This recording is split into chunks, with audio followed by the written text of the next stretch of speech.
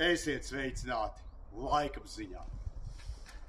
Austruma Eiropa piedzīvo 15 gadu laikā augstāko ziemu kopš 2010. gada. Pat šeit jūras piekrastē atpūsnis jau nav bijis jau 25 dienas, un pēc prognozēm vismaz vēl 15 dienas nav gaidāms.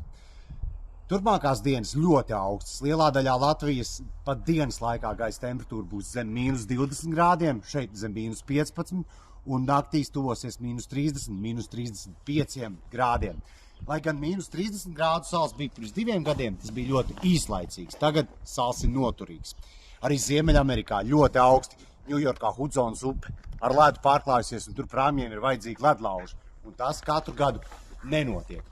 Planētas vidējā temperatūra arī mazliet zemāka nekā iepriekšējos dažos gados, bet, ja skatās uz ilgadējo 30 gadu rādītāju, joprojām nedaudz virs normas. Jūs jautāsiet, kad tad nāks pavasars un beigsies šī trakā ziema? Ilgtermiņa prognozes rāda, ka pat visu februāri temperatūra saglabāsies zem normas. Marts tā ir zīlēšana.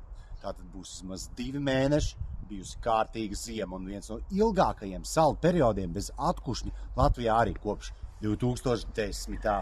gada. Turamies, kurinam un priecājamies, jo dienas garums ir palielinājies jau kopš Ziemassvētkiem par veselu stundu un 35 minūtēm. Atā.